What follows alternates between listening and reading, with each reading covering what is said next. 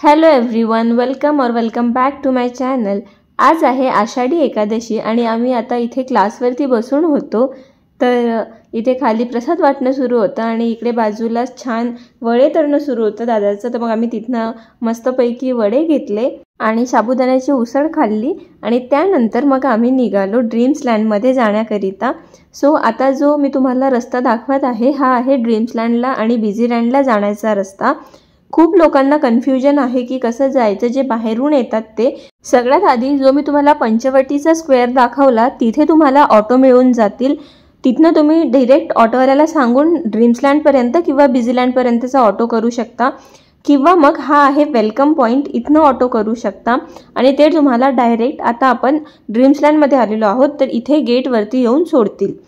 हे असे 2-3 पॉइंट आहेत। एक रहाटगाव स्क्वेअर आहे, तिथनं पण तुम्हाला ऑटो मिळू शकते।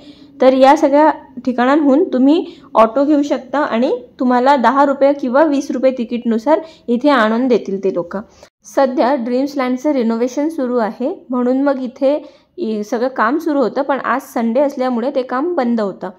उद्यापासून परत स्टार्ट होईल। देन आपण स्टार्टिंगलाच इथे आल्याबरोबर इथे असे काही शॉप्स लागतात आणि त्याच्यानंतर मग मी जास्त शूट नाही करू शकली आणि मग आम्ही आलो होतो इथे काउच पफीला। सगळ्यात आधी तर आम्ही इथे बेअर बोहो इथे आलो होतो आणि त्यांच्या समोर आहे काउच पफी। मग तिथे गेलो।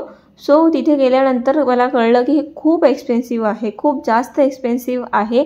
आणि आणखीन मी तुम्हाला एक इथे टिप देते की तुम्हाला जर इथनं काही शॉपिंग पण करायची असेल तर तुम्ही तिथे बार्गेनिंग नक्की करा।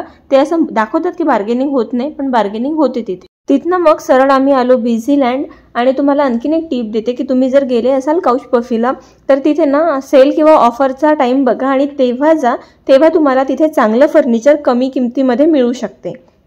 मग आम्ही बिझी लँडला आलो तर आज संडे असल्यामुळे सगळे शॉप्स बंदच होते। इथे पण काही स्टार्टिंगला जास्त शॉप नाही आहेत, स्टार्टिंगला रस्ताच आहे आणि नंतर मग चांगले दुकानं सुरू होतात। पण आज तुम्हाला दिसत असेल की सगळं बंद आहे आणि आज फक्त होलसेलचं जे मार्केट असतं ते सुरू असतं।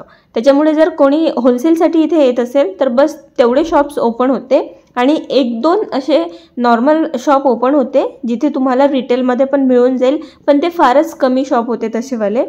मग हे एक इथे आराधना मार्केटिंगचं होतं, असे बरेचसे शॉप्स होते जे ओपन होते। पण इथलं कलेक्शन हे खूप छान आणि युनिक आहे असं काही नव्हतं, नॉर्मलच कलेक्शन होतं। म्हणून मग मोस्टली तुम्ही संडेला इथे येणं टाळा। सो हा होता आजचा vlog. Thank you so much for watching this video. Bye bye. Please subscribe to my channel. Spread happiness and love.